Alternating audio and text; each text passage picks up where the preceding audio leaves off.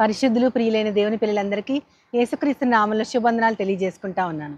గత 2 రోజులుగా మనము యెషయా గ్రంథం 9వ అధ్యాయం 6వ వచనంలో ఉన్నటువంటి యేసుక్రీస్తు వారి లక్షణాలు, అంటే ఆయనకు పెట్టబడిన పేర్లు, కేవలము ఆయన గుణాలను తెలుసుకుని మనము ఆ గుణాలని మనం ధ్యానిస్తూ ఉన్నాము. ఏ రకంగా ఆయన ఆశ్చర్యకరుడుగా ఈ లోకంలో ఉద్భవించారో అదే రీతిగా మనల్ని రెండవ రాకడికి ఆశ్చర్యకరమైన రీతిగా ఆయన పరిశుద్ధాత్మ దేవుని మన హృదయంలో పెట్టి మనల్ని సిద్ధపరిచే విధానం ఏంటో మనం తెలుసుకున్నాం. ఆలోచనకర్తగా ఆయన ఎలా మనల్ని ఆత్మీయ నేత్రాలు పరిశుద్ధాత్మని ద్వారా రెండవ రాకడలో ఆయన ఆలోచనలు స్వీకరిస్తూ మనం ఆమోదయోగ్యంగా ఉండగలిగేలాగా ఎలా చేశారో కూడా చూసాం. ఇప్పుడు ఆయన 3వ లక్షణము, అదే 3వ పేరైనటువంటి బలవంతుడైన దేవుడు అనేది చూస్తున్నాము. బలవంతుడైన దేవుడు అంటే హెబ్రీల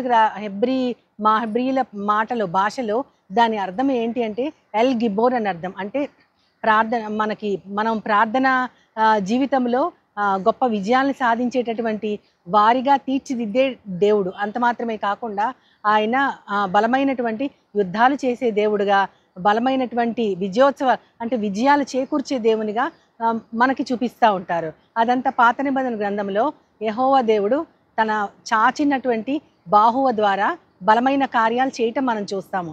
ఏ జనానికి ఎక్కడా కూడా చేయనటువంటి బలమైన కార్యాలు ఆయన 10 కార్యాలు కూడా చేసి తన ప్రజలను విమోచించడం చూసాం. అదే కాకుండా యెహోషువ గారు ఆయన చేసేటటువంటి యుద్ధాలలో తను ఏర్పరిచేటటువంటి ఆ యొక్క రాజ్యం విస్తరణలో భాగంగా సూర్యుడు చంద్రుడు ఆగిపోవటం కూడా మనం చూస్తూ ఉంటాం. ఇవన్నీ కూడా దేవుని యొక్క తండ్రి అయిన దేవుని యొక్క బలమైన కార్యాలు. అయితే ఆయనని మనము చూడగలిగితే కనుక యెషయా గ్రంథంలో ఏమని ఉంటుందంటే, సొమ్మసిల్లిన వారికి బలమిచ్చే దేవుడు ఆయనే, శక్తిహీనులకి బలాభివృద్ధి కలుగజేసే దేవుడు ఆయనే అని యెషయా గ్రంథంలో రాయబడి ఉంటుంది. ఇదంతా కూడా తండ్రి అయిన దేవుని గురించి చెప్పబడింది. కానీ కుమారుడైన యేసుక్రీస్తు గురించి కూడా బలవంతుడైన దేవుడని ఎలా చెప్పబడుతుంది? ఆయన ఈ లోకములో చాలా సహజమైనటువంటి, అందరికంటే తక్కువగా ఆయన జన్మను చూసుకుంటే ఎంతో చాలా సాదాగా పుట్టి, ఆయన అతి పేద ఇంటిలో పుట్టి అక్కడి నుంచి కూడా పెరిగిన విధానాన్ని చూస్తే ఆయన ఏమాత్రం బలవంతుడు కాదు. అంటే శరీర బలాన్ని చూస్తే ఆయన ఏమాత్రం బలవంతుడు కాదు.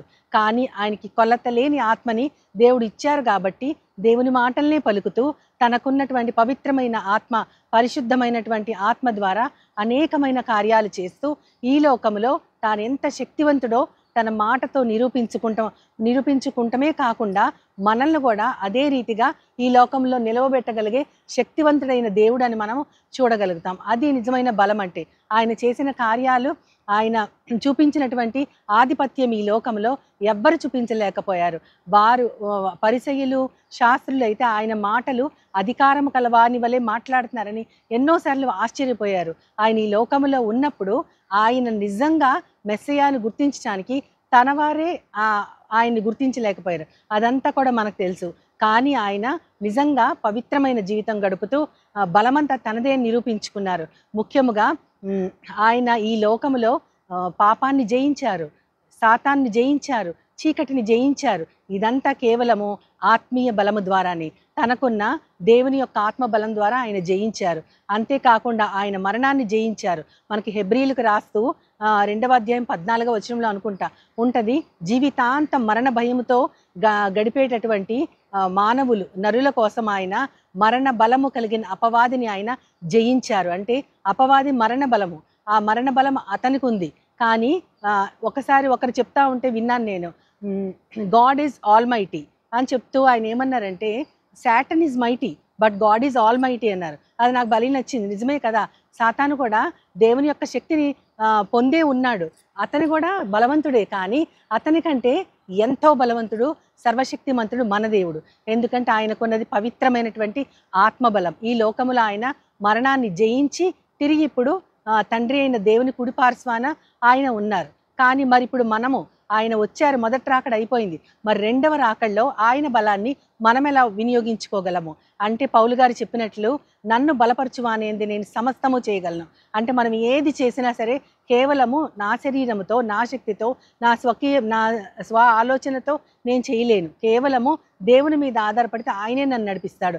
ఆయన బలమంతా నాదే అని ఎవరైతే స్వతంత్రించుకోగలరో నిజముగా ఆ బలాన్ని వారు అనుభవించగలరు. అంతేకాకుండా పౌలు గారు కొరింథీయులకు రాస్తూ 2వ పత్రికలో 10వ అధ్యాయము 2వ వచనం నుంచి 4వ వచనం వరకు ఆయన కొన్ని మాటలు మాట్లాడతారు. అందులో ఏమని ఉంటుందంటే, మాకు కలిగిన బలము ఎటువంటిదంటే అది మేము ధరించిన ఉపకరణాల వల్ల వచ్చిన బలము కాదు.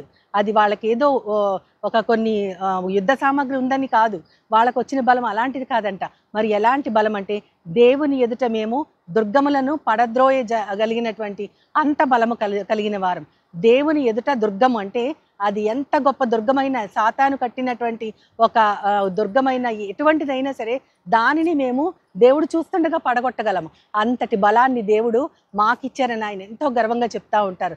ఆ బలం ఎట్టిది అంటే ఈ లోకాన్ని అనుభవించిన వాడు మితముగా అనుభవించగలిగేటట్లుగా ఉండాలని చెప్తారు. అంటే ఈ లోకము నాది కాదు, నాది నా తండ్రి ఇల్లు, నేను ఈ లోకానికి చెందిన వాడిని కాదు అని ఎవరైతే అనుకుంటారో వారు ఈ లోకములో దేవుని విధానాలకు తగినట్టు ఎంతో పవిత్రంగా బ్రతుకుతూ ఆయన బలాన్ని వారు స్వతంత్రించుకొని ఈ లోకంలో నడవగలరు. అంతేకాకుండా యాకోబు పత్రికలో చెప్పినట్టు మీరు ఒకరితో ఒకరు మీ పాపాలను ఒప్పుకుంటే మీకు స్వస్థత కలుగుతుంది. ఎందుకంటే అక్కడ చెప్తా ఉంటారు, అక్కడ ఒక బలమైన ప్రార్థన, అది ప్రార్థన ఆ యొక్క విశ్వాస సహితమైన ప్రార్థన ఎంతో బలమైనది అని చెప్తా ఉంటారు. అటువంటి బలమైన ప్రార్థన మనం చేయగలిగితే ఎటువంటి కార్యాలు నేను యేసుక్రీస్తు వారు ఒకసారి చెప్తారు, నాకంటే గొప్ప కార్యాలు మీరు చేయగలరని. అది ఎలా చేస్తారంటే ఆయన యొక్క ఆత్మబలం మనము స్వతంత్రించుకోగలిగితేనే. ఆ ఆత్మబలం మనకు ఎలా వస్తుందంటే సర్వాంగ కవచాన్ని మనం ధరించుకుంటే మనం అపవాది తంత్రాలను ఎదుర్కొని ఆయన వచ్చే పర్యంతం ఈ లోకంలో మనము జీవితం కొనసాగించాలి. కాబట్టి ఆయన ఎలా ఉన్నారో అలా మనం ఉండటానికి ఆయన ఇష్టపడతారు. కాబట్టి మనకు ఒక యుద్ధ సామగ్రిని ఆయన ఇచ్చి వెళ్ళారు, అదే సర్వాంగ కవచం. ఆ సర్వాంగ కవచంతో బలాన్ని మనం ధరించుకొని ఆయన ఎలా జీవించారో అలాగే సాతానుని ఎదుర్కొంటూ బలమైనటువంటి విజయోత్సాహంతో ఈ లోకములో జీవిస్తూ ఆయన ద్వారా నేను సమస్తం చేయగలను. ఎందుకంటే నా బలహీనతలో ఆయన బలము పరిపూర్ణమైనదని పౌలు గారు ఎలా చెప్పారో మనం కూడా అలాగే చెప్పగలము. ఆయన కృప మనకి సరిపోతుంది, నా బలహీనతలో ఆయన బలం మాత్రమే పరిపూర్ణమవుతుంది మనం చెప్పుకోగలం. కాబట్టి ఆ బలవంతుడైన దేవుడు తన మొదటి రాకలో తన బలముతో, ఆత్మ బలముతో మరణాన్ని ఆయన జయించారు. ఈ లోకములో మీకు శ్రమ కలిగినా సరే ఓర్చుకోండి, ఎందుకంటే లోకాన్ని నేను జయించాను కాబట్టి మీరు కూడా జయిస్తారని ఆయన చెప్పారు. మనము కూడా సర్వాంగ కవచంతో, ఆత్మ బలముతో పరిశుద్ధతను నిలుపుకుంటూ రక్షణలో నడుస్తూ ఆయన బలాన్ని మనం స్వతంత్రించుకుంటూ రెండవ రాకల్లో ఆయనకి ఇష్టమైన బిడ్డలుగా మనం కూడా జీవించగలిగినట్లు ఆయన బలాన్ని ధరించుకోవడానికి ఆయన్నే ప్రార్థిస్తూ చిన్న సహాయాన్ని కోరుకుందాం. ప్రేమ నమ్మకం గల నా ప్రియ పరలోకపు తండ్రి, నాయన నువ్వు ఎలా బలవంతుడైన దేవుడో ఎల్ గిబ్బోర్ అని మేము తెలుసుకున్నాం ప్రభా. అంటే బలమంతా నీదే, ఒక గొప్ప యోధుడిలాగా ప్రభా, యుద్ధ సామగ్రి ధరించిన యోధుడిలాగా ప్రభా నువ్వు సాతానుతో పోరాడి కేవలం నీ ఆత్మబలంతో మరణాన్ని గెలిచిన గొప్ప దేవుడివి నాయన.